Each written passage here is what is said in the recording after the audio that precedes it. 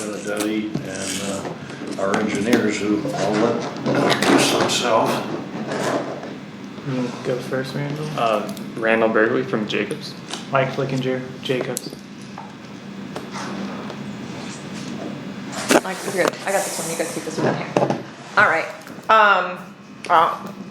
You asked for some of these to be printed. This is the only option that we have in order to not pay for them. So, we could have gone, he could have brought some or whatever. I thought so, I yeah. had these little thumbnails and I thought. I just didn't wanna, I'm gonna, is it suitable for framing? Yeah, yeah. I know, we're so excited to actually have them. I forgot my red pen.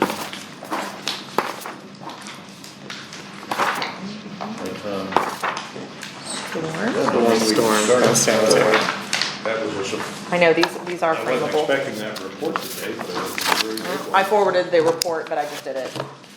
Maybe- Well, yeah, it was this afternoon. Yeah, I sent it at like 4 o'clock Yeah. or something. They just got it, so yeah, I just forwarded it today. I don't know if you wanted to say something about that, Mike. Sure. We finished our analysis of the 2021 storm sewer CCTV work. Walked through everything that Flowline did, and we put together our analysis that includes our summary of the deficiencies within the system. It includes our projected engineering or projected construction and engineering costs to address all of the deficiencies that were noted, and it includes the actual CCTV logs that Flowline produced. It includes, in the appendix, it includes a visual representation, a map, basically, of recommended repairs that are based on what's included in the text of the analysis document. And we sent that over to the village about 4 o'clock earlier today. So what is the bottom line number on it? Do you have a bottom line number on it? Cut right Or to is it by project? 437. The total projected cost,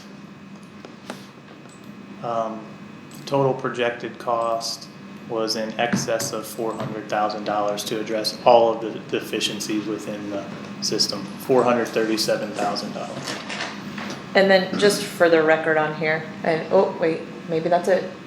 Priority 2, 3, 4, and just again, just to have it on the recorder, what were some of the large,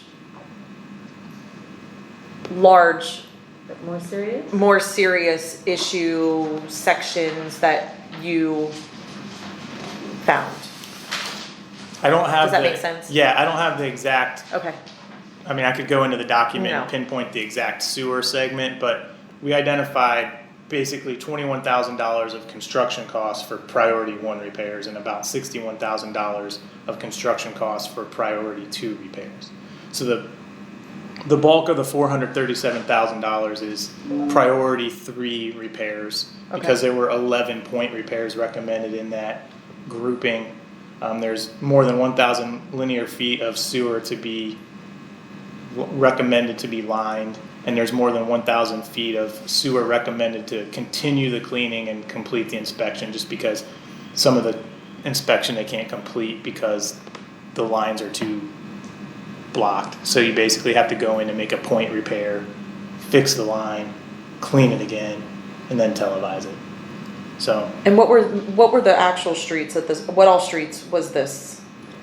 Do you know off the top of your head?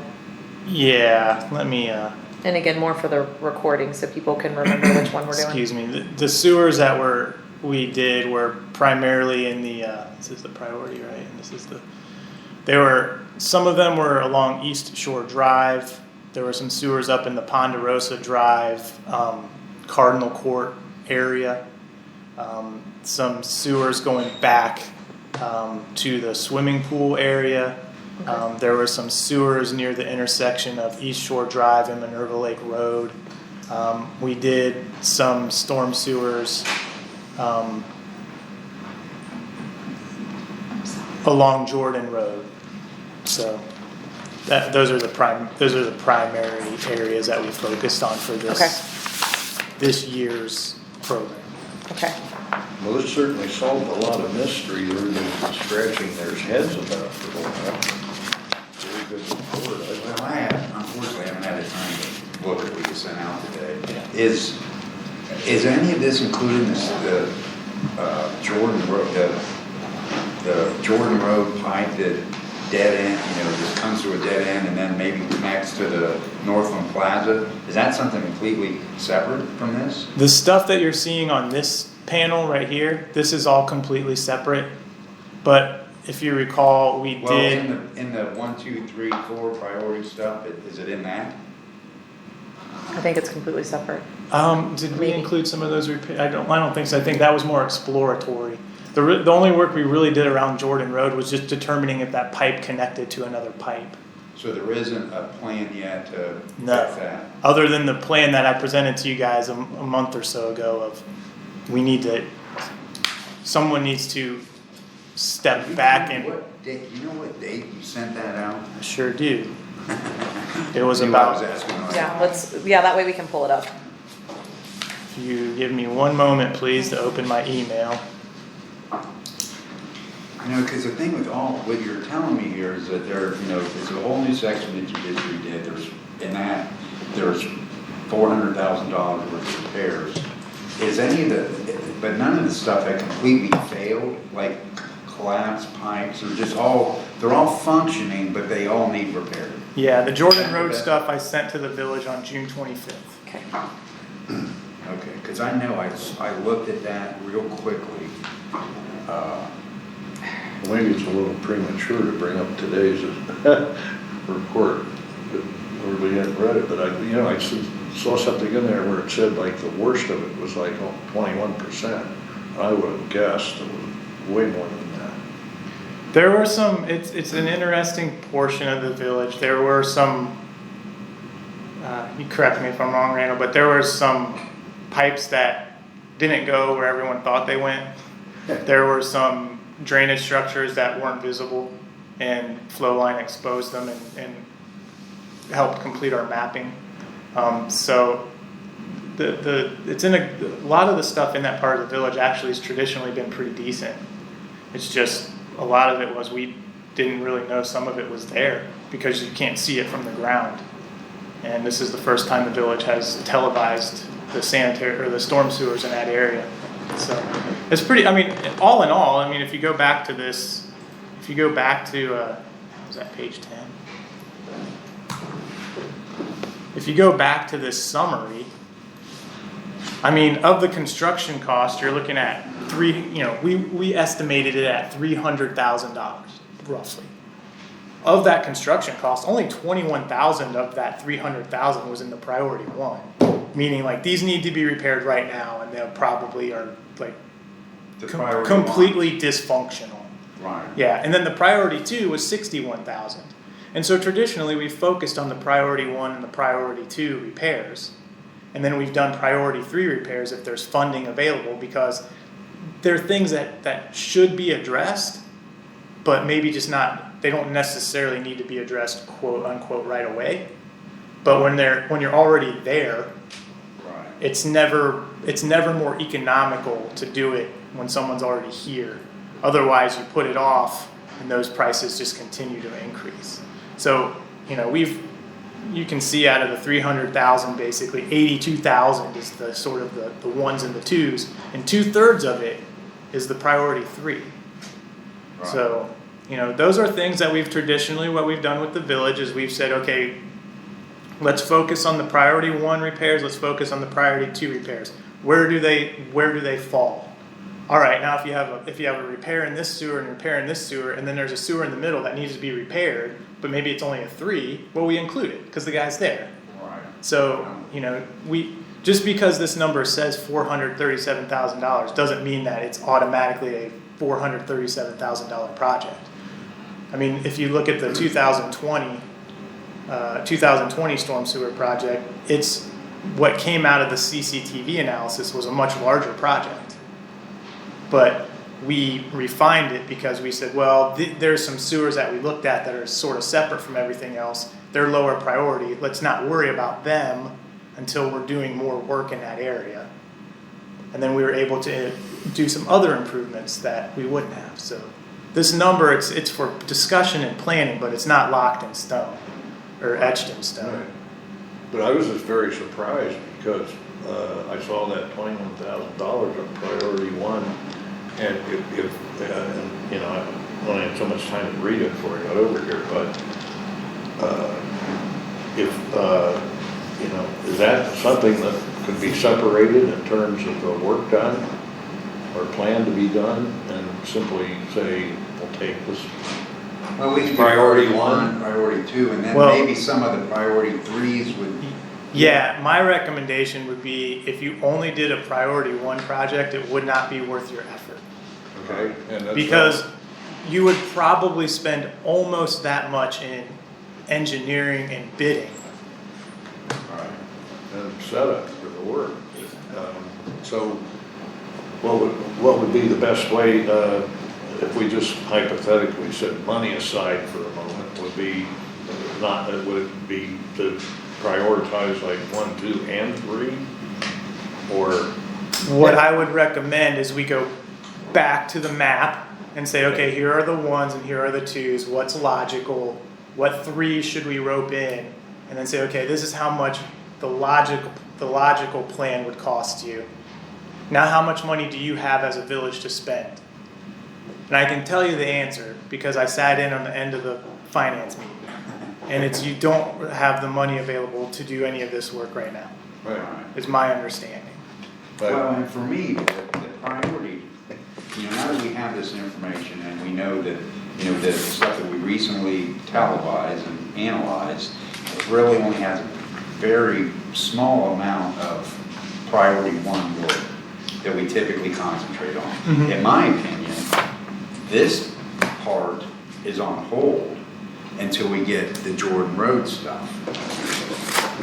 You know, that's my, because we don't have any issues in that. Granted, there's problems with the pipes, but there's no obvious flooding and no one's complaining about sinkholes and that kind of stuff in that area. Based on the information that we have, I feel that's a logical approach. So now I think the next step here is to start talking about, I mean, again, I didn't look at the No, that's- plan for that. yeah. Or the plans that came out last month, June. What were the costs? Did you come up with some estimated costs for those? And that's something that we would have to create a work order Yeah, for you to come up with some pricing. And there were 3 different, you know, I looked at it real quick. I just printed every single one of you guys, the actual email that was sent, the existing conditions, option 1, option 2, and option 3. That way we Are can, you prepared to talk about that? yeah, and I just popped it yeah. up. No, I Awesome. warned him earlier that this could be Direction cause we the made. direct, just so you know, these are 2 Jordan Road people that that have expressed some concerns.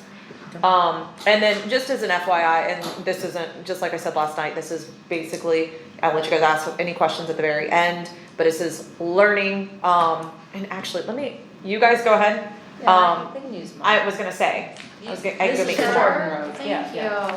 Here. You This can is have my mine. house. Pardon me? No, I was Or something.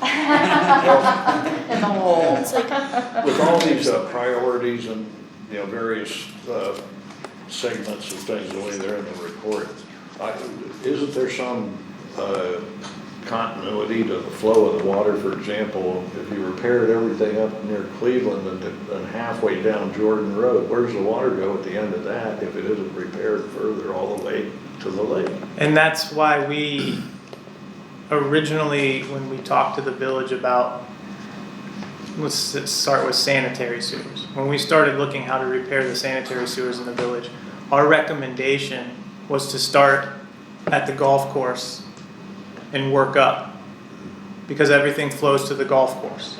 And our concern was exactly what you said. If we fix everything upstream, now the water is just getting stuck somewhere else. So our plan originally was to start at the golf course, fix those deficiencies, and continue to work upstream until we got all the way to Jordan Road. However, Jordan Road was experiencing the worst deficiencies I mean, no notable deficiencies where people were coming to the village discussing sewage backups, water and basement issues like that. So the village, it's like a buzzword to say now, but the village pivoted and said, all right, we know there's a problem up here, we need to start here. And so we actually went sort of backward. And it's fine, it worked out. I mean, what happened is 2 years after that, when Mayor Hughes was on council and Councilman Benedetti was on council, they both said, hey, we have the money, let's finish televising everything.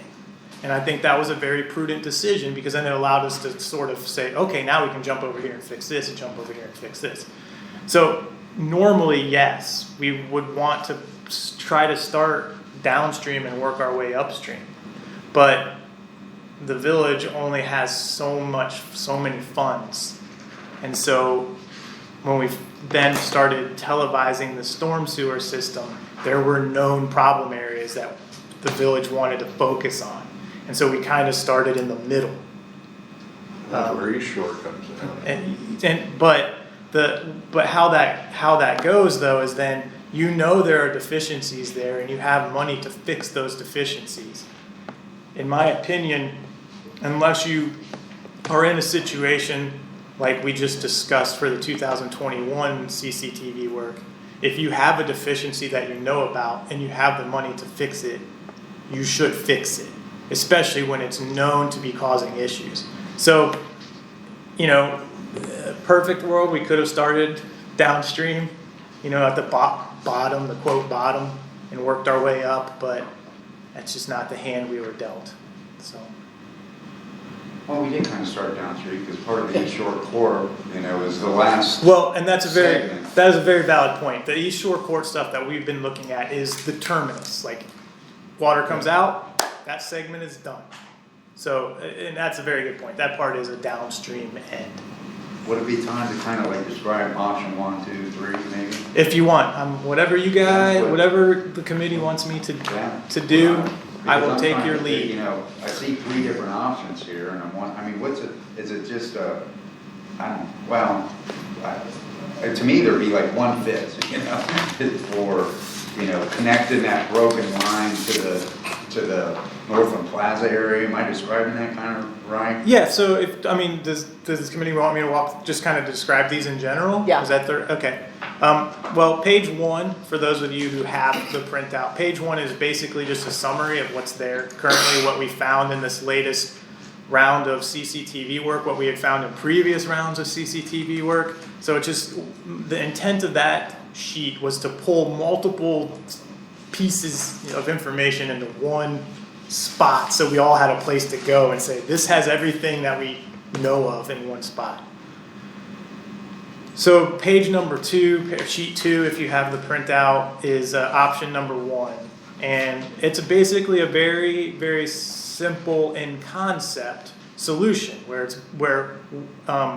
if you, this is great for audio, but if you look at the screen above and you follow my cursor hand, you'll see we've now concluded as best we can that storm structure 206 is connected in a round, like not straight way, to this structure over here, which is just called 0132. It's a storm structure that's outside of Minerva Park's boundary. It's outside of Minerva Park's responsibility. The most straightforward fix to that would be to just install a couple manholes and just have a straight new pipe from storm structure, from storm 206 all the way to structure 0132. Since the Columbus line, 0132, that is a Columbus line. Yeah, the and red then it line goes is- into our line. And yes, so it ties back into the village's Which dumps back into you. storm sewer system. Okay. Is that red line approximately the boundary line? Um, of the park? I think that's pretty close to where the municipal boundary is. So we just bypass that section and put our own line in? Is that what we're saying? That's what this does. It basically restores the functionality of this system. And by this, I mean the one that I'm tracing with my hand. And is the, there's the talk about the line that's owned by the 54 building. Mm-hmm. Is that functioning? It just needs to be, that needs to be repaired? Yes. And what, is that like That's from there to from here to 205? here. Okay, From storm 204 to storm 206. 206. Okay. So that's the section that hopefully they'll fix, and then we got that. And that's, in option 1, that fixes the problem. It does. It fixes the problem if there's resolution on this section right here. Right. But until this section is resolved, and admittedly from an engineering perspective, I don't know what the village intends to do about it. Because at this point, it's a legal matter and not an engineering matter. Right. So, I mean, until this section, I mean, this needs to be fixed. This section here needs to be fixed, but until this section is fixed, It's still the same problem. this won't, you'll have the exact same problem that you have now. And legal has been working, trying to get a meeting with them. And that's for audio as good as it's getting. That's what Is that be difficult to get a meeting with them? We're working on it. Is that what you're saying with Columbus or with No, with the mall? property owner. Yeah. The property owners. So, all right, then, As a reminder, just to remind everybody, it's legal counsel's interpretation of existing documentation that storm 196 through up to storm 206 are owned by the property owner at 5454 Cleveland Avenue, and that this property down here, the shopping strip, ties into that segment by, they've been granted that permission basically from the property owner to tie into it. so then that one little section from like 195 to 196, that's ours. Well, I'm sorry. I no, just no, wanna make no, sure. no. Randall and I have spent a significant amount of time last week going through as much documentation as we can find, and 195 to 196. I can't remember if we pulled it out of the system or not. 195 we found on the Columbus Atlas. Yeah, so we've concluded that now 195 is actually the responsibility of the city of Columbus. Okay. So on future atlases, we are showing it as a structure with no structure number, meaning you're no longer, in our interpretation, you are not responsible for maintaining it. Okay. Did they flow line look at those at all? In 2020, Yeah, they went. And the green line, are the recommended repairs in there, whether we could do them or not? well, but the problem is the village doesn't, we made no interpretation Okay, because the village does not own it. well, I understand. We provided information for everyone's benefit. I'm just thinking of the process of, the flow up there, that if we didn't do repairs there and we started adding lines down here, is there still a problem up there? Yeah, there is. Without that repair, Right. Without repairing storm 204 to storm 206, nothing will improve up there. You will have Okay. minimal Okay. improvement. Right, that's exactly my question. You'll have minimal, but the village doesn't own it. Or that's the current legal interpretation, is the village doesn't own it. The But it village, is in the boundary of Minerva Park. it is in the boundary of Minerva Park. But it is, by legal interpretation, a privately owned storm sewer that has not been granted to the village. I don't know if they addressed the question of whether the people can be compelled to make repairs. That's what we're working on. I think that's what legal counsel is working on, and legal counsel, I think, has been working on that topic for a while. or in I mean, excess and- of at least 5 years. And not like not I don't want that to mean they're like not doing anything. I mean, Right. it's just, Right. it's been it's been an ongoing struggle to work with those property owners. So they're resistant, basically, I guess. I think it's fair to say it I'll is say a this. challenge to schedule a meeting. I will say that I think there's a different interpretation as to who owns it and who doesn't, and I have a feeling that it will probably come to two attorneys figuring it out. So I don't wanna speak for them, but my understanding, because again, this is way before my time, the discussion was that it was our responsibility in their eyes, and in our eyes, it's not. So I don't know if at the end of the day, I mean, again, they have had a lot of issues and problems as well, and I would I would think that they would want to resolve their own issues. They're flooding just as well as everybody else, so I think fixing that would probably fix some of their issues as well, so it's just a matter of getting everybody on board. Well, rather than, trying to compel them, is there some way that legal's looking at, that they see, All I know ownership is of the legal's pipe? working on it. I don't think speaking for legal or knowing that they haven't had a meeting yet, I think it's fair to give them, the last email I got last week was they were trying to schedule an appointment for this week with them. Again, So, Yeah. option one looks so wonderful, why do we have option two? is there a price difference between Exactly. 1, 2, and 3? Well, yeah, the reason I presented option 1 I mean, that's the ideal. would probably be the most expensive option. Okay. And it requires, I mean, if you can see all these trees that are gonna get wiped I'll out. have to get dug up. Like after we Okay. get all the way through All here, right, now it's we're- gonna be pretty pricey. Yeah. It's backyards, now you're gonna have to get additional easement from property owners, you're gonna have to get easement to the street probably to have an access point, and then you're gonna have easement along the backside. It's Okay. a lot of restoration. Okay. So I think that's it right here, and it's a significant amount of pipe, it crosses multiple residential properties, likely requiring approximately 5 easements, and there's property restoration through heavily trees. And you guys, I mean, we've gone through this, we know what trees and roots do to sewers, I mean, it's just, they don't mix well, and Well, that's why we're spending It's hard hundreds to of dig thousands. under a tree. Exactly. I Yeah, nicknamed you that section. you dig under it, and then it's not in your way anymore. I nicknamed that section the octopus. It's tough. So option 2 was an attempt to somewhat shorten that.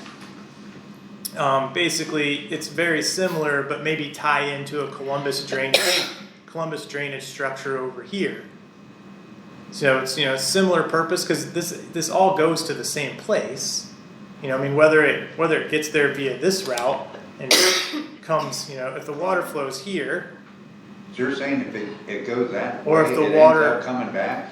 yeah, because what happens is the water goes like this, it goes up, it comes into this long structure here, gets Oh, okay. released, and comes out right there, so it comes out to the same place. So, what's the downside to this one? The downside to this one, and it becomes the downside for both of them, is as we've discussed this more internally, number one, there's a lot of coordination with the city of Columbus and a lot of coordination with the Northland Plaza property owner. Because the city of Columbus, while this is on their sewer atlas, they're not really responsible for maintaining that. It's Northland Plaza. So you have to get their permission to tie into it. Plazas. Northland Plaza and then Columbus, like we'll have to, because we're going into Columbus. Right. And so then there's gonna have to be some type of agreement in place to allow you to maintain the sewer, because they're probably not gonna wanna take it on, they have enough sewer. But probably the biggest disadvantage, which admittedly I did not have a good enough appreciation for it when I was trying to come up with options, is that there's a possibility that this detention basin here, it's Couldn't not handle sized for it. It couldn't handle additional flow. Because it's not meant to take that flow, it's meant to take, Just This the parking flow. lot. Right. so we would have to get into we would have to get back into that project somehow, track down their information, or just start from scratch and just go back through design calculations and see if that sewer or if that detention basin could handle it.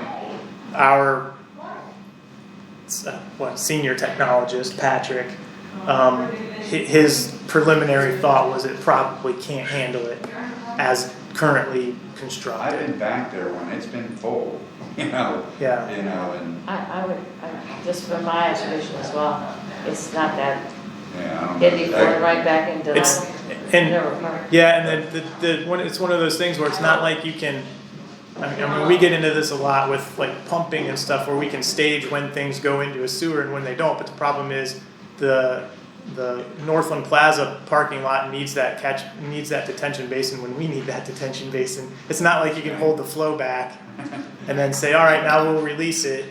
So, that's the drawback to this. That's probably the biggest disadvantage to this option. And then the same would hold true for option number 3, which admittedly I really just try to like, what is basically the least cost solution to this thing? Like what could we get in and basically just do like a 1-sheet project and be done with it? And that was, well, let's just direct the flow up to this storm manhole right here. And then we'll redirect this one this direction.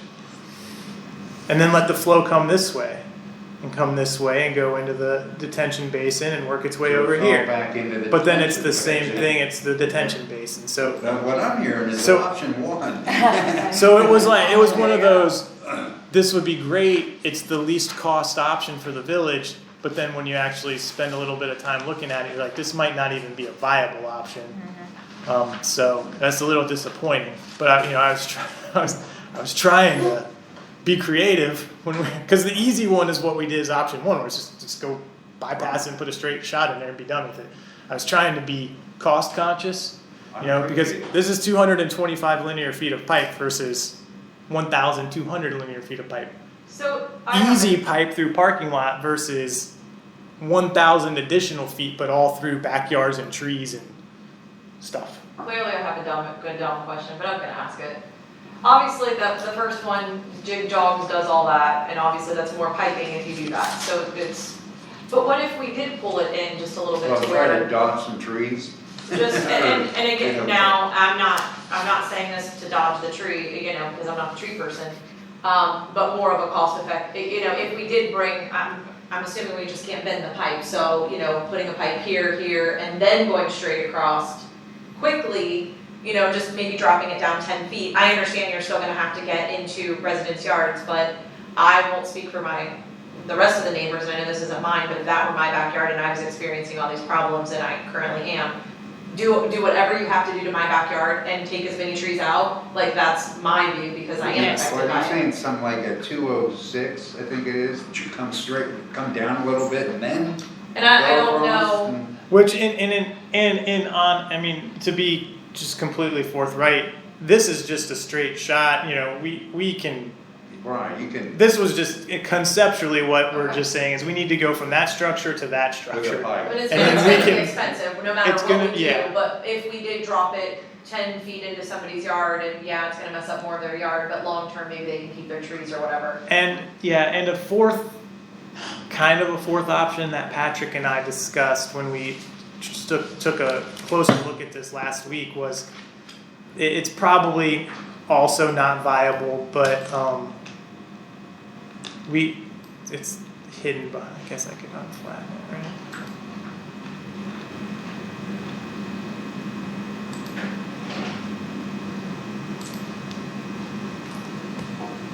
We talked about, is there a possibility to work with the church, since they're the more commercial property, with fewer, look at their property compared to everybody to the east. We talked about, is there an opportunity to perhaps just come down their property and just tie into Jordan Road? Problem is that Jordan Road sewers are too small. So if we came that way, we'd be redoing all of Jordan Road, and all of a sudden becomes very expensive again. So that would be the easy solution if the pipes were bigger, but they're not, so it would be cost. Now, like I said, it's the least disruptive to residents in the backyard. It's very disruptive to the residents in the front yard, because basically we're taking out half of Jordan Road at a time to, you know, Right. just- at that point, you're gonna just completely rebuild Jordan Road, or at least have partial reconstruction of Jordan Road. And But you already have a clear path. you do have a clear path, but you have to dig up all of that sewer and replace it, which is much more expensive than just digging the dirt. Digging a new one. Kind of like, is it sort of like, I experienced when we did the water main on River Lake Road replacement. Is it like that? It's the same kind of construction deal? Or is it? I do not know what type of construction was, that predated our time here. You know, it was the water main just on the other side of the River Lake Road, just all the way down, and they dug it up and replaced it. So they had to replace aprons and Yeah, you would do all of that. and we survived. I survived that one. I'm- Aprons and everything compared to a little bit of dirt. Yeah, I mean, I'm not saying that I'm not saying it's not insurmountable.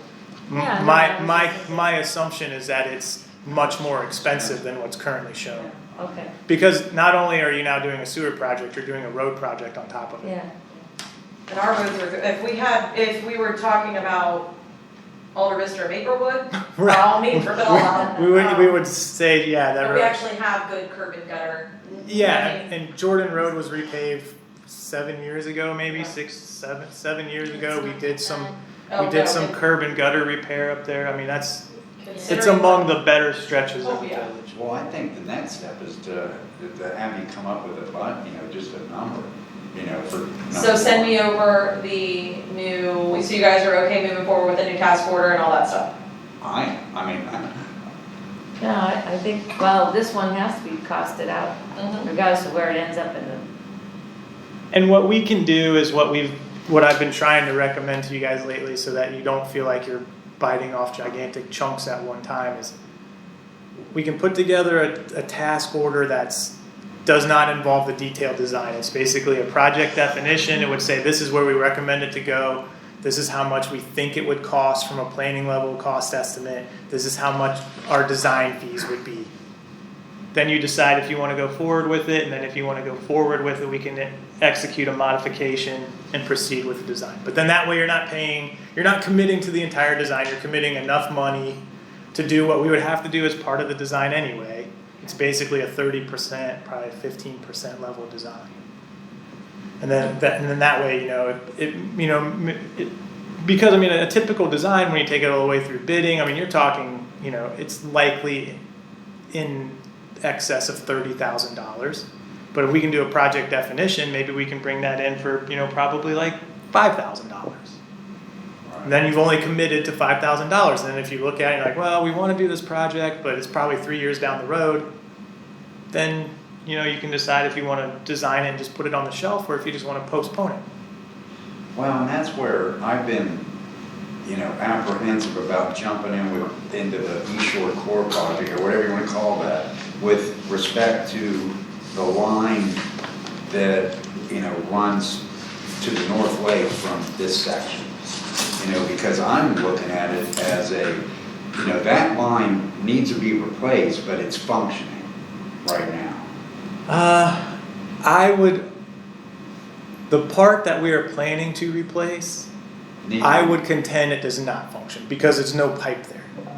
The bottom of the pipe is not there. Right. You're talking about the corrugated pipe? Yeah. Right, but I can tell you that it works, because water flows through there. Only after it backs up enough to force it through. That's been our experience. That's why you get the flooding in the backyards. That's what the flooding does. Okay. The flooding in the back of East Shore Court, when you get enough backup in there, because now don't forget, we've cleaned that thing out twice in the last 5 years. That's why it functions as well as it does, because we've cleaned it multiple times. But as a pipe itself, it doesn't function. It forces itself. It eventually does what it's supposed to do, but it doesn't function. Well, we'll see. I just can't wait to see how much this is gonna cost, that's, to me, I'm, prioritizing from the ones that don't work, period. Maybe, that's maybe it's a priority 2. I mean, would you consider it a priority 1 right now? East Shore Court? The one line, yeah. Oh, yeah, there's no pipe. I mean, the fact that the pipe Are you is, talking about the corrugated pipe? yeah. Alright. I mean, when we've known it There since. is, it's half gone. You keep saying there's no pipe. Well, I've been there, I've looked at it. I understand, Tony, but if there's any of it missing, that means it's not there. I mean, we don't It's like a- we don't it's- count that. It's like a culvert, or whatever. Yeah, but a culvert has an actual bottom to it, not like a culvert is set up for water to flow under. This is ground. The bottom of the pipe is just the ground. But it's still like this big a Which is worm. why it's flooding the entire area still, because Well, it's the not flooding's coming flowing. from the water coming down everybody's backyards and ending up, that water ends up, and when it gets really bad, I've seen it end up all the way on Ponderosa. I will. Okay, I mean we can go. Well, yeah, we can, but I'm just. the flooding in the backyard of East Shore Court, we were aware of flooding in the back of East Shore Court before there was ever reported flooding along Jordan Road. I would agree, Dave, you guys have been dealing with that, I mean, we've really just seen a huge increase in probably the last 4 to 5 years max. I mean, if we look at a pipe and the pipe doesn't have all of the pipe, it's an automatic priority 1. I have a question on that one, because only recently I kind of became aware from observation. I suited up, went out in a downpour and walked this whole thing. Smart or not, I learned a lot. And it seemed like water was backflowing from the partially non-existent, line on the subject of the East Shore there. And it was coming down to the catch basin, then I guess that's a previous holding pond or something there. The flat area where the It's fill's an going. unintentional. And then it comes up like Old Faithful.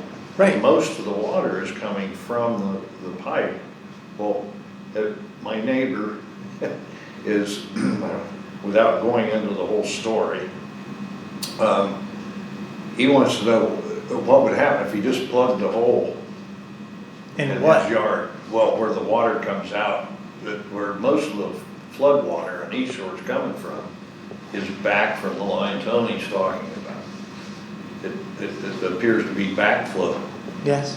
Which I mean, But if you just that's what cork in we've. the hole. That's the project. We've been trying to address that problem since 2018. But his question was, if you just put a cork in the bottle, doesn't the water stop flooding out in that area? Oh, will it stop flooding out in his area? Back up Yeah, just somewhere gonna else. Yeah. go somewhere else. Yeah. Right. And then you'll have So more then my question is, where does it back up from there? Because that's Into the probably city of backing up Columbus. anyway, right? into this. No, it's not backing up. Okay, Because it comes out at that catch basin. That catch basin is the relief point for that entire sewer. If someone were to pull a midnight construction project and plug that up, you would then flood into the city of Columbus. well, I mentioned that would be, it was just a question the man was asking. I went, well. Yeah, I mean that's the it's problem. village property, I don't think he messed with it. That's the problem we noted in 2018. That's the project that we tried to have constructed in 2018. Was the East Shore Court portion of this. Right. We first tried to fix it in 2017. That didn't go how it was supposed to go, so the village canceled the contract with the people we were gonna have fix it. So then the village had additional money, so we did some additional televising in that area. Learned that the catch basin actually comes into the pipe at the bottom. And we also learned that the pipe flows backward Right. from the head of the North Lake. So we put out a project in 2018. Based on the information that we had, we did not think that project needed to be publicly bid because the cost estimates that we had gotten the year before to do similar work were under $50,000. So we solicited proposals to fix that. Didn't publicly bid it, we solicited proposals. Only one person wanted to submit a proposal and their proposal was $83,000. So the village could not award the project. So we said, okay, village, what do you want to do? Do you want to publicly bid this? Well, at that point, the village had additional money, and then we were getting information that Jordan Road was experiencing problems. So we televised that portion and determined that the pipe from Park Lane Drive to the North Lake is deficient. It's disconnected in multiple places. It doesn't flow. So then we said, well, now you have two pipes that have problems at the same point. We recommend you fix them both, which is how we got to where we are today. I know Mayor Hughes and I had discussed that at the time, about the Jordan Road section. That goes from Park Lane across over into where the new head wall's planned.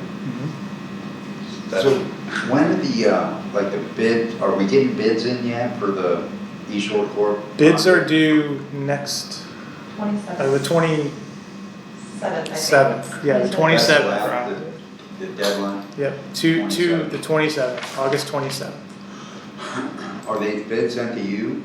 No, they're delivered to the village. Here? They're And then they're- delivered and we don't open them until the deadline got comes some? in. They're public, No, no one's gonna give you their bid yet. They won't do it until that They day. won't come in Wait till the until, last minute. they won't come in until probably 10 o'clock that morning at the earliest. Well, did you come down and attend a bid opening then? for- Usually Randall does. Well, since we've been working remotely, usually Randall does because lives much closer than I do. And then I'm just saying, it's just basically for the record, is there any reason, and this is just your opinion as an engineer, is there any reason that you would not move forward on the East Shore Court project based on information that we have from this particular project?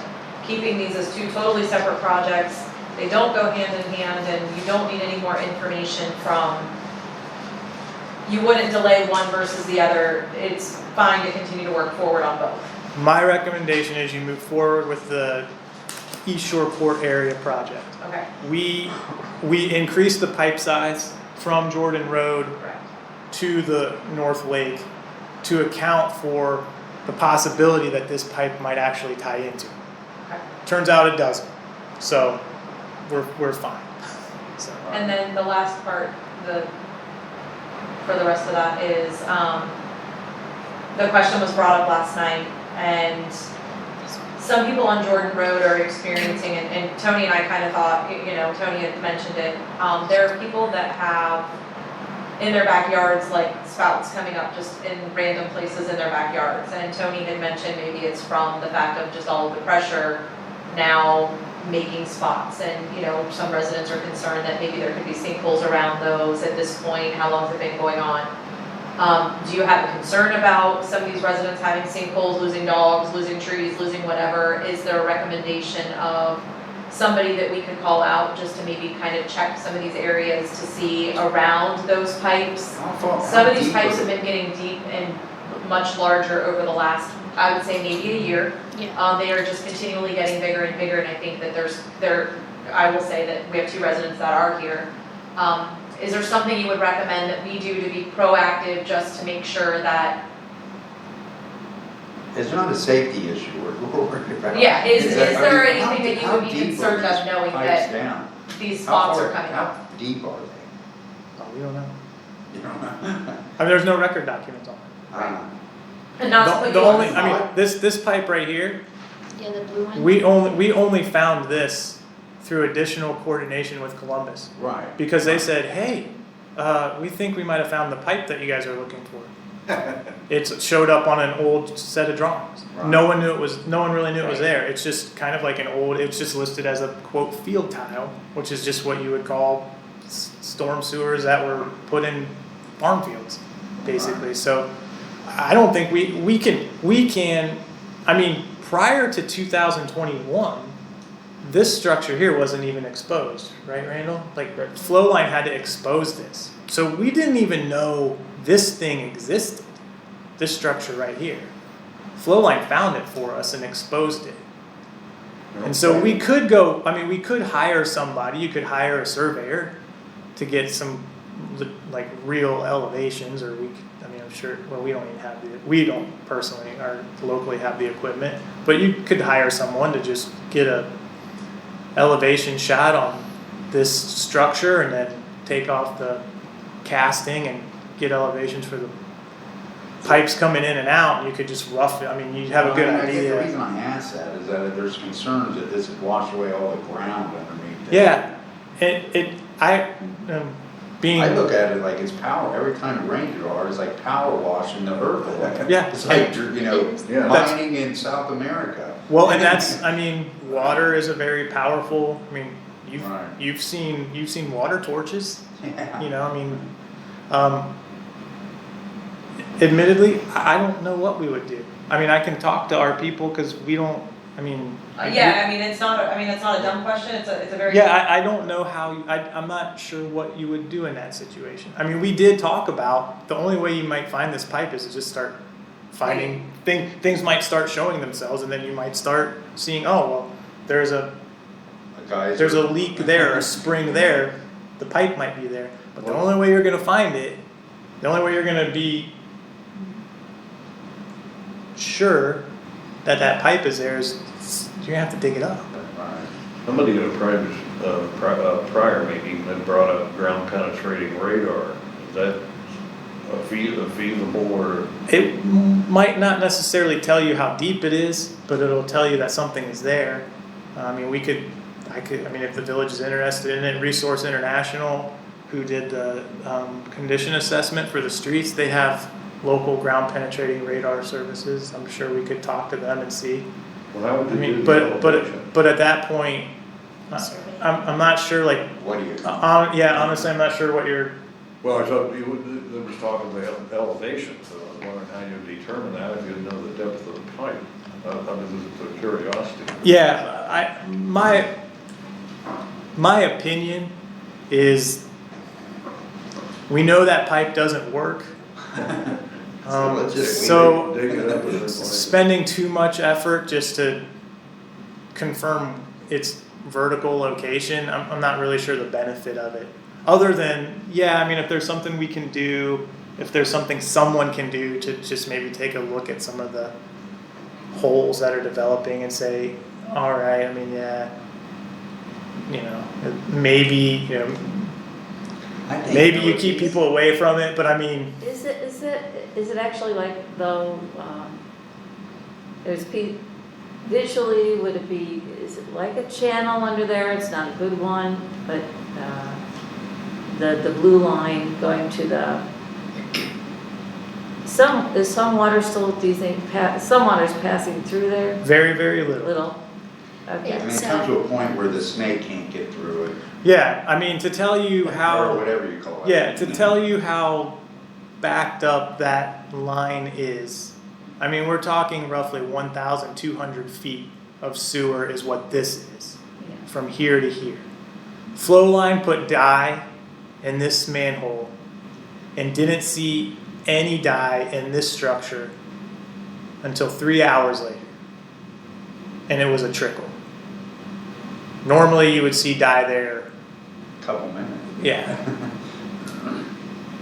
Now, right up in that area, I'm sorry, there's a thing that looks like a giant bathtub. And, you know, it shows in the photograph. Talk about the retention pond? Well, that's what I think it is, but nobody's ever said specifically, Yeah. that was gonna be my question. Was that some retention pond that somebody used at one time? That's not on the chart either, is it? No, that's part of the Northland Plaza storm sewer system, and it's. Are you talking this one right here? Yeah, I think that's what you're looking at. Well, it looks like a giant bathtub, and it goes alongside the channel there. It's just north of that. This thing There's right a- here, what there's a- happened one time is the lake changed colors, or somebody. No, I think, isn't it, there's a grass detention pond and then a concrete channel for the, so water typically flows in the channel, and then if there's enough of it, I think it backs out of the channel into the detention basin and then flows back into the detention basin, or I mean the channel and then Right. leaves, I think is how that one works, do you remember? I mean, I've never been in it, but I think that's how it I works. assume that's how it works. Yeah, It had a drain that was at the top level of the. that's the empty basin. that's the overflow. And there's no. I'm good. And there's no other, in terms of a shorter term, maybe not fixed, but sort of a, there isn't even, is this all land that belongs to individual property owners? I mean, there's no way to have a, I don't know, dig up dig out a retention pond until all the piping work can be done, just to relieve some of the flow? It's not flowing. I think that's the. Yeah, I mean, it doesn't, To collect water. it doesn't get there. I have, So, it's the in my only- backyard currently, I think. Well, I that's- have yeah, ponds. Yeah. It looks like this. She The- could have a pond in her, I mean, if she has a pond in her But- backyard, anyway, I mean, I'm just, Water doesn't could she have a get, pond in her backyard? water does not really get past this manhole. Mm-mm. Through the pipes. Through the pipes, but, To the right, pipe, but then it it's, goes above ground. it's going So above where ground, would, it's so going where, that so, way. I mean, just out of curiosity, I'm not trying to be a smart aleck, where would you put the pond? Well, that's what I'm saying, I just, I mean, it can't I'm get past, grasping. it can't get past this manhole, so then you're taking out this, Well, what I was you're getting putting at- it here? there is a flow though, cause I've walked it when it's been pouring rain too, behind Tiffany's house, and I've walked along there, and there's a flow, I mean, it's like a drainage ditch a flow, I'm of sorry, a water. flow It's a where? swale. It's on top of the. It's on, just on Yeah. top of the It's a grass right now. current. Right, because it backs all the way up and comes out here, Yeah. and then flows back this way. Right, Water's, there's no short-term fix to it. I guess that's the easy answer. There's no short-term fix to alright, it. I'm just trying to think like if I was a homeowner, if there was something I could do. The If I cost were of, in the that cost of situation. installing that, I mean, by the time you design and build a detention thing, you could already have designed and Right. been through building the pipes. Yeah, but, yeah, And plus, there's no, I mean, admittedly, like, this is commercial property, this is commercial property, this is commercial property. The size of the pond you would need would be basically the size of these two pieces of property. That's my house, Buy that that's fire. where, So- Make so- a deal. So basically, we're saying there's no temporary relief things recommended. well, I mean, I could dig mine out a little bit, if that would help everybody, I mean, we could just bring some bulldozers and dig mine a little deeper and call it a day. So, no, I think for all of us, if you could get me that information to at least give us an idea of what we think it's gonna run. In my opinion, I think, it's only my opinion, option one is really the only option. but we would wanna know I mean, I don't know, when you do your costing, I don't know, you'd wanna get all your costs in there in terms of you're saying you're needing. Do attorney costs go through you as well if it No. has to do with? Attorney costs, we deal directly with Jesse, and those are all attorney costs that you guys will see on his printout. So in other words, so this project's gonna have a lot of that though, right? It's gonna have a surveyor who's gonna have to provide a topographic survey, and then we'll have to provide easement documentation for every property that it crosses. Which is at least, And it's at least 5, probably Yeah. 6, maybe 7, depending on where it goes. Yeah. So you would have surveyor costs. I don't know how legal counsel's contract, I assume preparing easement documentation is not part of their normal scope of work, so it's an additional cost, it's not part of their normal monthly cost, I don't Right. think. So yeah, I mean, you'd have all that. What we do is, like when we do our CCTV analysis, you can see we just tack like general like a 20% to cover legal, admin, and design. So I mean, Okay. but if you were wanting to have a more accurate price than just throwing a percentage on, we could work with legal counsel and say, just give us your best estimate of what it would take to produce, procure, and record up to 7 easements. I tell you right now, the surveying cost to prepare the documentation for 7 easements is probably, 7 times, it's probably about $11,000 just for the easements. I don't know what legal counsel's costs would be, but that adds up, that adds to it. Then you'd have your engineering, then you have the topo survey itself, which I don't remember what do you remember how much the topo cost when we did Jordan or East Shore Court? It's probably like another $10,000 to $15,000. So you probably have $25,000 in survey costs. I don't know if I think that this is, Yeah.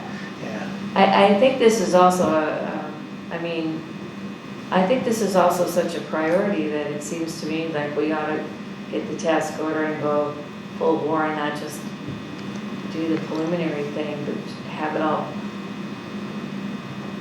prepared and ready, so. Well, we can also just do we can have off ramps. We've done it before with the village. We can say this is how much it costs to do from point, the whole thing, all the way through bidding services. Here's how much it's gonna cost. We'll prepare a design, we'll give you the cost estimate, and we'll just stop working until you have an opportunity to look at it, accept it, and if you decide to go forward with it, then we just finish the design. We can do it either way. That's what we did with East Shore Court. We put in a design pause and said, we'll take it this far, here's your prices, and we won't go any further until you authorize us to go forward. So it's the same premise, it's just one agreement versus an agreement and a modification. And I know people don't wanna necessarily hear this, and I'm not putting you on the spot once again, but just for expectations, cause there's 2 residents here, cause I already know what the expectation's gonna be. Time frame. Again, this is obviously a project that's gonna have to go out to bid, we can all agree that it's well over $50,000 when we're at $25,000 before we start. Getting it out to bid is a very long process just in itself. So ideally, if council was completely on board moving this project at our normal pace, I'm not saying anything crazy, is spring an ideal time, or do you think this is more summer? And as you can see, I didn't even say this year because it's not gonna, the way that the bid documents and all that kind of stuff take. But realistically, what would you think if we moved at a normal pace, not in? I think it's realistic to bid the project in the spring. Okay. I mean, it's the middle of August right now. What would have to happen is, we could put together what we could do is we could put together our task order proposal for the village to review and execute if it's acceptable to you. We could, and then as part of that, what we would do is we would prepare a scope of work to solicit the surveyor for you. And then you would contract directly with the surveyor. Right. I mean, we can do it, we can have the surveyor, we can hold the contract for the surveyor, but it's better for the village because you have an easier contract Yes. than we have. Yes. And the procurement process is much faster than our procurement process. And when we have a subcontractor, we have a flat 10% fee tacked on top of it for administration and management. So you save some money and everybody saves some headache. Yeah. So we could then solicit the quote for the surveyor based on how surveyors are right now. You're talking, it would probably be a winter survey. They're not, even if we talk to, say, Resource International today, the fact that they turned around the easement as quickly as they did was, Pretty amazing. it was, they knew what the village was facing, and they've worked with the village before, and they've worked with us before, so they were able to, kind of rearrange, and it was a simple task, but this is like getting the whole crew out there. Oh, yeah. So it's probably a winter survey, which might not be too bad since there's so many trees, maybe that'll make it easier. Mud, and frozen. maybe best case scenario, we have a survey complete by Thanksgiving. Best case scenario. Okay. Then you're talking end of the year. Realistically, don't get moving until, you might get some work done in December, but it's not a very difficult design, and it's something that we could bang out pretty quickly. If I'm staring at this right now and, it's probably no more than East Shore Court, drawing wise, it's probably 6 or 7 sheets. It wouldn't take too long to do it, wouldn't take too long to go through QC. Spring seems realistic. A spring bid seems realistic. Okay. The potential hiccup to that whole thing is how do you fund it, and what funding sources do you potentially pursue? So there's the grant program that just was announced by the Right. state. Projects to go on the Franklin County Engineers priority list had to be submitted yesterday by 5 p.m. You don't have to, if you want to apply for a grant, you don't have to be on the county engineers priority list. You can apply for a grant independent of of the priority list. This is a whole new program, so I can't speak very intelligently about it. I mean, people might say that about many things, but I can't speak very intelligently about it. I would recommend if you think you might want to pursue a grant and you want to put your best foot forward, might be worth talking to Ben Right, and seeing if there's something he can do and pick his brain about it. right, Um, that's been beneficial in the past. yeah, and if the village can either get a grant pretty quickly or can self-fund it, a spring bid is not out of the possibility. Okay. If the village can't self-fund it, if the village needs to procure a grant or something through like OPWC, it's a 2023 project. Okay, yeah. And it won't be until July 1st, 2023, because that's the earliest you can expend money through that. And grant this is program. really putting you on the spot, but I'm gonna use big numbers here. I mean, are we thinking under 250 or over 250? And if you can't answer it, don't, or close to 250. And nobody here is gonna hold you to it. I know, we turn the recorders off, but, I mean, and you can see I used a big number, because this doesn't look like a very inexpensive. We won't hold you to it. I mean, we know East Shore. I'd say it's a $250,000-ish project. Do you think that there's any way if we go through and we're earnestly working on this, is there any way, because I know that there's, the city of Columbus also got still some CARES money or whatever you call it, infrastructure money, that we could persuade them to chip in any way on this? Not I would yet. say probably not. Not? Even though they did have an interest in this earlier? They only had an interest in it because it was a problem outside of their boundary that was affecting them. Okay. Once they identified that you guys have some deficiencies, it's pretty much their expectation that you will repair it. I mean, we also have to remember that when these sewers were installed, the village sued the city of Columbus and lost.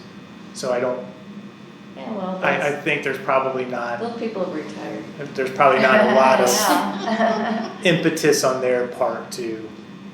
Well, they weren't, when we talked with them about the water coming down the Kilhorn Ravine, they basically said, Yeah, we'll clean up parts of our area. Yeah, We'll make sure we'll people keep an pick eye up their on it." trash. yeah. And then- And that's it.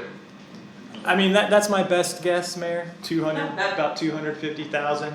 I'd say engineering, surveying, legal fees, answer. probably another Yeah, $50,000 to so if we could- $60,000. You at least get it on the budget, you at least try to get it in the budget for next year. Just get it in the budget if possible, or not, so. Yeah, because we've just learned that we have enough for the East Shore, so. Yeah. Does anybody have any question, while Mike's here, does anybody have any questions for the East Shore or anything? It's an hour, everybody's fully aware, my charge is a lot an hour. Oh my goodness, I'm right here. I know, no, I'm teasing, but he's here, this is why I don't bring him to the meetings all the time, so we can do it here. But if we can tie it up by 8 o'clock at least, so we've got 25 more minutes, or we could be done, but does anybody have any more questions? I think we've exhausted everything. I'm good with We were that. gonna let the residents ask questions. Just before, I do want to say for East Shore Court, or what we've titled the 2021 Storm Sewer Improvements, it looks like we have 4 contractors right now on the plan holders list, 4 or 5. Doesn't mean they're going to necessarily bid, but that's more interest than we've typically gotten in the village. And I think it's because the project is more worth their effort to come in. I downloaded, I think it's 4, maybe 5. I don't remember the number. It's 5. So. Do we provide copies of plans to these people, or do they get their own copies? I'm just. No, curious. they're available from the village website for free. Okay. The village used to charge for them. Most bigger projects you do charge for them, but these are so small that it's more hassle than it's worth. Like someone has to collect that money. But So, like, if we basically, collect the they money- Download them and. Yep. Because I go back I used to go to the Builders Exchange Yeah. and look at physical plans. Exactly, right? So no one does that anymore. Okay. So what we do is we work with the village, and you have this tab right here, this bids and RFPs, and it's right here. And so they just download the documents. Here's the project manual. We had to issue an addendum. We had a small hiccup in the advertisement that I missed. Yeah, so they're right there. And it was the 27th. Yeah, so we do, the village offers those for free because it's just not worth, I mean, the problem is how much do you charge for a 7-sheet project, like $25? Well, then they have to bring checks or no one wants to pay by check anymore, so then you have to accept a credit card and it's just, Right. so we stopped for the village, we just stopped. I was just curious about that. Yeah. But you know, like, for our larger projects, we still make them available to Builders Exchange, but we give them electronic copies, and then it's up to, most contractors now don't even go to the shop anymore, or the room. Right. They just have they pay for electronic access, and then they can just go online and, Dodge reward. yep. No one, I'm not even sure if they have an open plan room anymore. That's what I drove by there the other day. Yeah. That's why, I try to explain to people that I've spent days and weeks sitting in the Yep. bid room, Yeah. looking over plans. Now no one even goes into the plan room anymore. They just get electronic access and Well, it's encouraging that we have interest. I mean. yeah, it's the most interest we've seen on a project for the village. Right. Well, like I said, I don't have anything else. I don't know, did you, or? Did you guys have anything? I know that was pretty informative. Yes, I know that you, Tiffany touched on it, and just to make sure that I'm clear. The number one thing that I'm concerned about too is, and I know she brought it up, but I mean, obviously before everything, who can come out and say it's safe? We're not mowing, we're worried about our families, we're worried about that. At least, I mean, obviously, I said it last night. I mean, we're upset with everything else going on, obviously. I mean, it eroding our property and all the other things. But Yeah, I'm saying in the last 2 weeks, each time it does, and it's bubbling, and of course, I'm not techie, but the more you look up, and I just, is this a liability? This is to me dangerous now. And I've lived there a long time, and I just want that peace of mind first. Yeah, and I'll have to research and check into who would even go out there and take a look at it. I honestly have no idea. Dig it. Yeah, I mean, we've never worked with anybody to do anything like that, so I'm not even sure who does it. I'm not even sure what the scope of work would be. Right. So I would just have The to only talk way to you like would know- maybe Flowline or Yeah. somebody and just say, look, here's the situation. Is there anything you guys can do? But realistically, it's probably going to take, I mean, no one's going to be able to,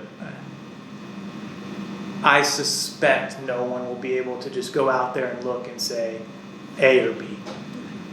Like 10 feet back, there's a Yeah, I hole mean, this big until you dig it. because we can't even get cameras down there. So we don't even know what the condition of the pipe is. So, just so I get perspective, my house is right next to hers. She's between my house and the church. So if you move These the are White the Box, people. yeah. Oh yeah, we're all these good people. Good news is you got 3 of them right here. All right. So of course I That's okay. just went back to the.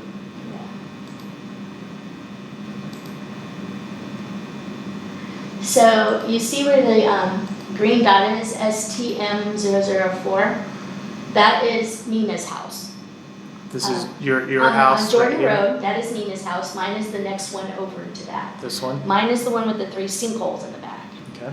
I have a big one that's now big enough that I can't drive a mower over it. When I first moved in last year, the hole was only about this big. I thought it was a groundhog hole. Yeah. Now it's like this big. Can you tell me roughly where that is in relation if to you your house? go- Is it like in this area? No, or is it if in you, this it's area? back by the green line. Back in that actually. area? Yeah. All the issues that we're seeing is basically kind of where the lines, the blue and green lines are.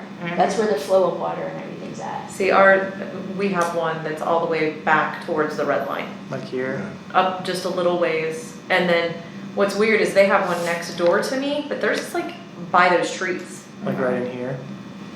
No, move this way. Like Towards the theirs is house. like in some random, The- my oh, next door this way. neighbors. Yeah. It's like right in there. There's a gray building behind there that today we walked over and saw it flowing out. Did you of- see the one, the hole that's in there Yeah. now? Okay. Cause my hole is all the way towards the back Yeah. where the, I mean, I think it's, And I'm just saying I from think it's last week. reasonable to assume that those issues are likely related to this pipe not functioning. Right. Where there's a sinkhole, there's a hole in the pipe. Right. Most likely, and Yeah. it's sucking, it's Yes. pulling dirt Yes. into the pipe. I think it's a reasonable conclusion that they're related. I don't know what type of company could go out there and give a definitive like it's 20 by 20. blessing saying, Where- yeah, This part won't collapse, this part Right. will. Right. type You of can thing. see where the pipe is. I guess what I would say is that that area where those pipes are at, you know, there's a potential maybe for it to collapse. You can see where ours is, we don't cut it That'd be the anymore. worst case Like all the way scenario. towards the back. But I don't Yeah. think it's gonna I get much cut mine further this away from weekend, the but I had to pipe. go into her yard to To get go where the around, pipes at. to go around it. And looking at it today before I came over here, I'm actually gonna have to go over to the church parking lot to get up over there now because the water's Mine going falls all the way there, through yeah. her yard now, and the so. I guess my concern is, you know, normally what we would recommend in a situation like this, if so we don't like to remove existing pipe if we don't have to. Right. So if you look at the 2021 storm sewer project, Mm-hmm. there are, the pipes are kind of broken into two places. There's places where we've called out for pipe to be removed because we have to put new pipe in its place or it will be wiped out during the excavation. And then if it's not being removed, we call for it to be filled with Okay. a low strength mortar or flowable fill. In a situation like this, depending on the pipe size, we would either just not do anything about it.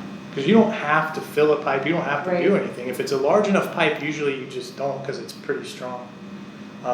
In this instance, since we're hearing a lot of these concerns, yeah. I was gonna say stories, but I didn't want to belittle what it was. The reports, we're hearing a lot of these reports. There's, you know, we would recommend probably filling that pipe. But the problem is, if you can't get a television camera through there, it's probably gonna be very difficult to get flowable fill through there. Right. And so part of the project might entail digging up a lot of existing pipe and Filling it. filling it back in different, you know, two directions and then backfilling, which is just gonna add cost to it. But if we are getting reports of sinkholes, then those aren't, if you direct the flow away from that, they won't necessarily get worse because now flow's not being pulled in, you know, dirt's not being pulled into that anymore, but they still need to be addressed. Right. And so I'll talk to some people internally and see what we can do about that. I mean, because we've done, this is not the same thing, but we've Right. done projects along like State Route 2 between like Toledo and Sandusky. There's some mines up there that were having some problems, and so we did a project where you just kind of did some spot filling, basically, you just Right. pumped grout into the ground. I mean, maybe there's something like that would be rolled into this project where it's like, okay, we're not going to pump the whole thing, or we're not going to remove the whole thing, but we've identified these sinkholes. They identify themselves, basically, they announce themselves, and maybe we just go in there and do some spot repairs and do some ground restoration. Okay. I don't know. That's a possibility. So I'll talk to our people. Okay. You know, it's just, I mean, Another, yeah. it's something that needs to be addressed. It's another cost. I tell you, it's more easement. Yeah. Because I suspect that there is not, I have not looked at the Jordan Road plat. Right. I suspect the easement does not go as far south as what's shown on this, so that's additional easement that would have to be secured, temporary easement or a work agreement. You know, You know, Well, at least I mean, if this were a viable solution, stopgap measure, and you had homeowners that would be willing to have the machinery on their property, just to stop their sinkholes from getting worse. I mean, you're saying, you don't know, you're gonna check, but I mean, if I were the homeowner, I'd say bring that equipment in. If I'm the And contractor, stop. I say I'm not going on there until someone gives me permission to go on there. No, but I'm saying they own the Wholeheartedly property. give permission. Written permission. I'm sure we. To protect we could them. Probably easily get work permission. No, I'm not saying It's that still a they won't process. grant it. I'm saying Right. someone has to prepare that. Right. And that's additional cost that you should be Okay, prepared for. But you know, what we're saying is this looks like it's possibly out to 2023, and so if something else can happen, you know, again, we don't know it's all about how much rain and how much, you know, how bad it did. You know, this is a very rainy period right now. This is significant rain. Now, I have to be honest with you, after hearing some of, because I didn't know, like, the East Shore issues with people's basements and stuff getting flooded. I didn't know any of that. I just knew that there was a problem down there, but I didn't know it affected people's houses. I feel lucky because it's not affecting my house. So right now, to me, it seems like that East Shore project is a little higher priority because it's actually affecting houses. So for me right now, I'm okay with this, my area, needing like another year or two before anything started. But to me, because I know that there's a bigger priority. But I'm also under the thing that, you know, I have the sinkhole, she doesn't have a sinkhole yet. And I'm kind of worried, you know, is code enforcement gonna tell me I need to go back there and mow? Well, how am I gonna get back there? Nope, they're not going to, because I already told them I can't mow mine either. Well, So- yeah, I think they know that. Yeah, because it's too wet. All I was trying to point out, I wasn't saying that was an insurmountable hurdle. I'm just saying, I'm Yeah. trying to make the village aware that there's probably additional costs, not just the construction work, but that there's every point a contractor needs to get access to Right. this. Someone needs to prepare a document that allows them to do Here, it. this is Whether it partly- be a work order, Right, which is just an agreement between a property owner and a contractor that says you can come onto my yard, but you have to restore it how you found it, because they're bringing tracked equipment through there, so it's not just at the sinkhole. It's gonna be around the whole area. And just basically from Jordan Road all the way back, you're gonna Because have, they have to get the equipment back it's there. gonna be trashed, and there's probably trees that have to be cut down just to do the work, Right. you know, stuff like that. Or you get a temporary easement, which is actually, you know, it's recorded with the county recorder, but it has an expiration date. how long is the expiration date typically, and can you make it longer? Because I remember that the East Shore Court project, that was one of the holdups.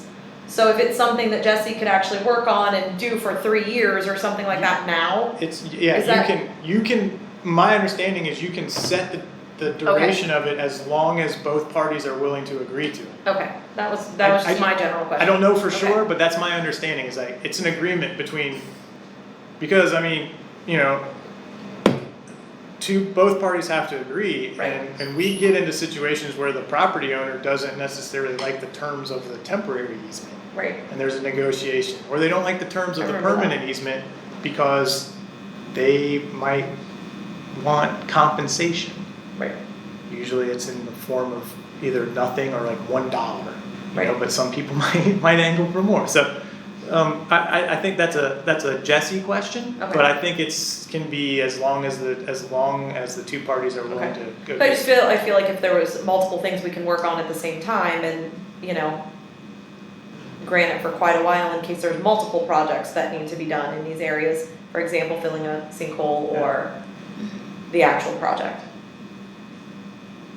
I mean, my thought was that the sinkholes would be part of the project, but I mean, it also depends on how quickly the village can undertake a project. And that's a Kim, that'll be a Kim question tomorrow, you know, assuming that we can get an idea. So give me the paperwork so we can at least move forward, and do you guys have do you want the quick turnaround, or like Diane said, just go big or go home and we can Well, I stop it think at some we need point? to- You know, we're gonna have to do this. Right. I mean, so. The only, it's, like I said, we can do it either way. So if there's a financial constraint from an engineering perspective and you need us to, basically, you know, when we execute an agreement with the village, it's with the understanding that all money is available when you execute it. That's, I mean, Yeah, Technically, how it's supposed to work. right. yeah, that's So- always debatable. So if if there's a cost constraint, then I'll maybe find we out with just, him. yeah, maybe we just do the basic one with Okay. the understanding that we get a modification on January 1st. Okay. Really January 4th, probably. Or we give it to you and you sit on it. We've done that before too. Mhm. You sit on it and then it's ready to go and then you just execute it when the money becomes available. We can do whatever you want, whatever works best for you guys. Send me the bigger option and I'll get it to Kim and Okay. Leah tomorrow. Or Now- not tomorrow, but in the next couple days. Now, do you want us to coordinate with, I mean, we can reach out and, we could work, with your permission, I would send you an email message like we Like do, you do, with you yeah. reply. We could work in advance and we could solicit some pricing from a surveyor to say, hey, And then we contract with them. what do you think this would be to do this? And then I could coordinate with legal counsel and say, hey, here's how many easements we think we'll need, what's your estimate? And then you guys would have kind of Idea. a full picture of when we put together the final, or not the final, but when we put together the preliminary opinion of probable construction costs, we could also say, here's what we think, well, you'll know what engineering will cost because we'll Right. give you a proposal, but we can say, here's a budgetary price for surveying work, here's a budgetary price for legal counsel.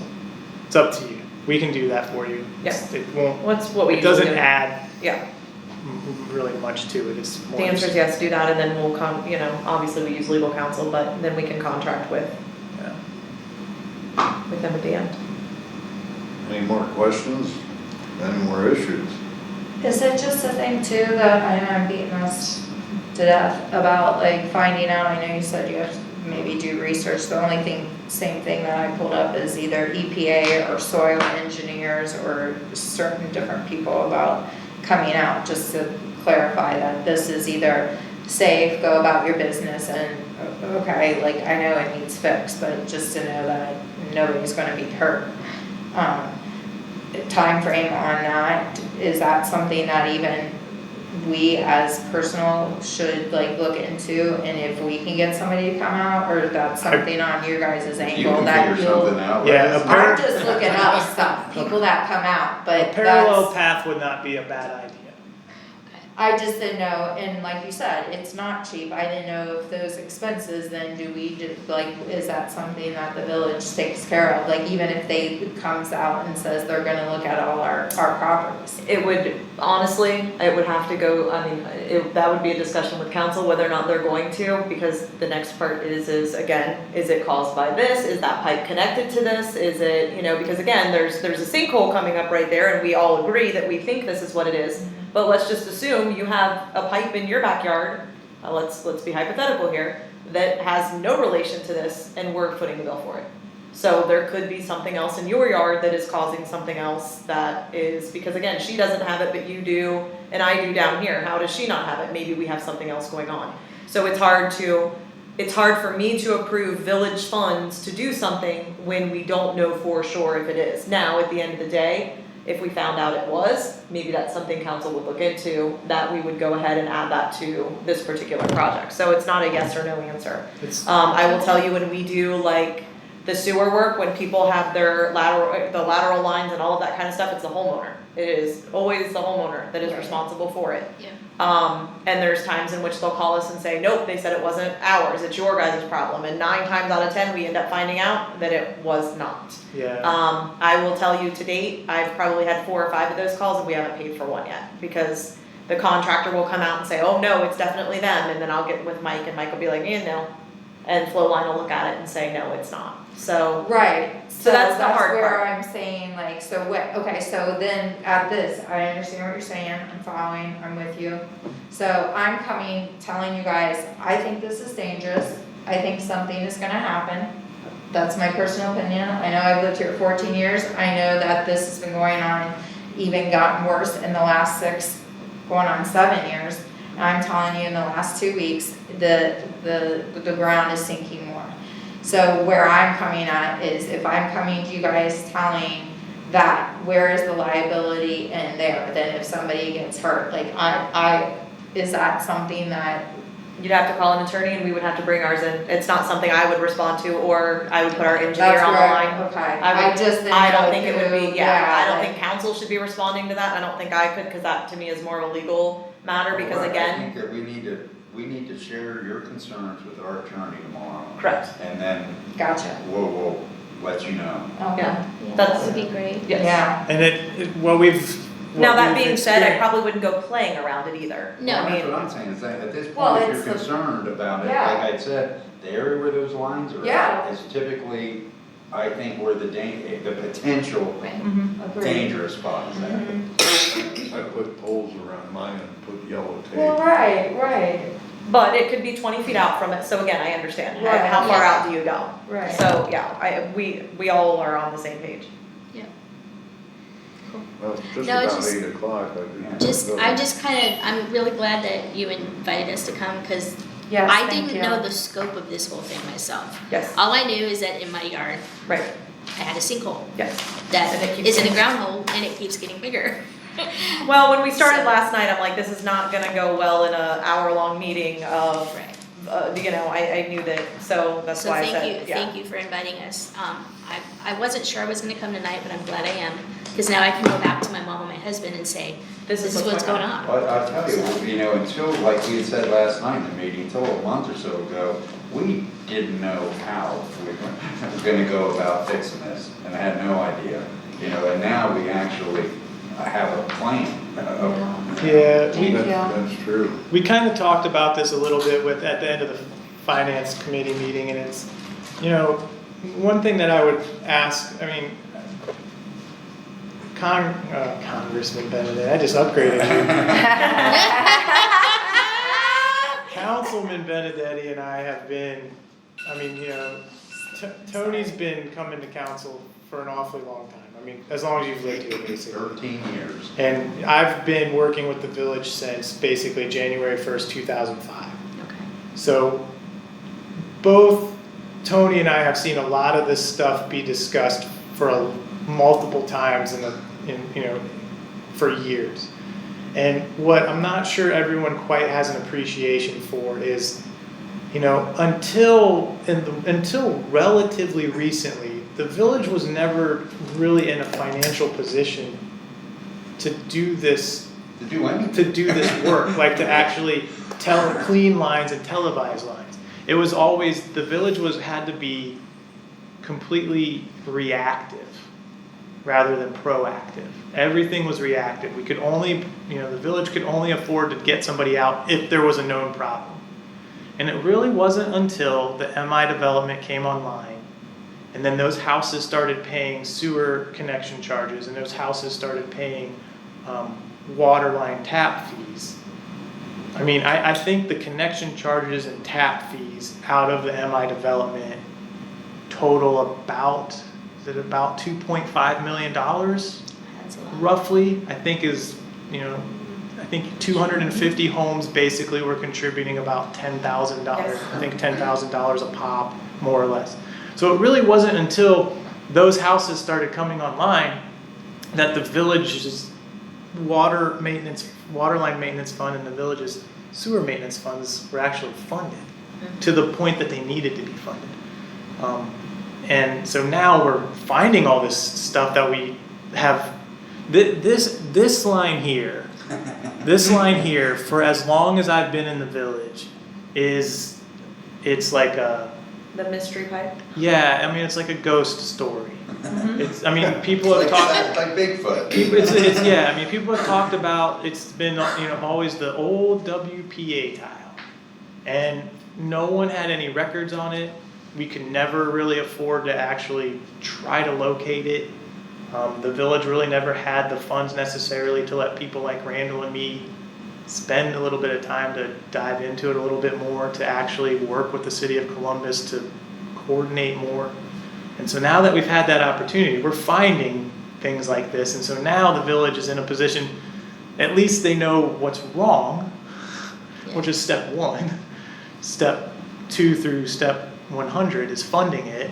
So I mean, there's still that challenge. I mean, the money isn't, there's a whole another conversation about where money is within the village's budget that we have to work out. But I mean, it's taken us a long time to get to this point. I mean, basically from the time I got here, we've been talking about problems over in this. Shopping We see see the the shopping light, center. we see the light finally, Yeah. and it's not a train. And it's definitely not true. So far. Wow. Yeah. So I mean, there's some stuff, like you guys heard earlier, there's some stuff that legal counsel is trying to work through, which will help address certain portions of it. There's stuff now that the village knows and we're trying to work through. And I'm gonna ask a really dumb question really fast, and then I'm gonna let everybody go. In the event we were able to get, the commercial property, without naming names, to fix their particular line, is that gonna cause us more of an issue until we fix ours? Let's say that they miraculously decided to fix theirs in 2 weeks, is that just gonna dump even more, like, right there? I think what Or is it would do not, because it's make not the really connected? sinkholes worse. it won't necessarily dump more. It's just gonna be the same water. It's just what's gonna happen is it's gonna go a little farther east Okay, before it backs up. okay, So right now, it's like within maybe 15 feet, I think, of this Right. manhole, mhm, that the line is blocked, okay, pretty much. Or at least, blocked to the point that it can't flow. So Okay. it basically gets about 15 feet and then it backs up through this manhole. And then then it backs comes up down into here. this storm 203. And then, It's out on top of the ground. well, when you say if the commercial property owner fixes, it depends on what happens here. With that, with the relief valve, Because if that isn't addressed, then yeah, the water will just flow a little farther, basically to storm 206. mhm, And then back. And up. then you'll build up enough pressure that maybe more water goes east of 206 and probably maybe exacerbate some problems to the east.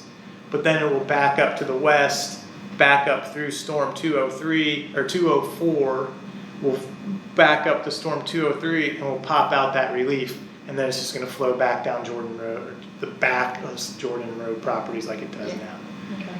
If the commercial property owner fixes the segment between 204 and 203, or 204 and 206, and they remove the relief out of 203,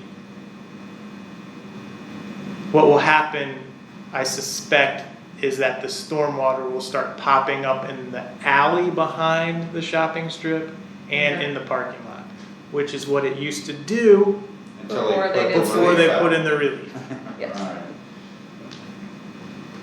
So it won't necessarily Okay, negatively affect the village to the east of structure 206 because it's the same thing will happen just in a slightly different path. okay. Well, Thank council, thank the Yeah, mayor, thank you thank all you very much. engineers for Thank coming, you. and thank the My residents. legs. I propose a motion, we adjourn. All right. I'm gonna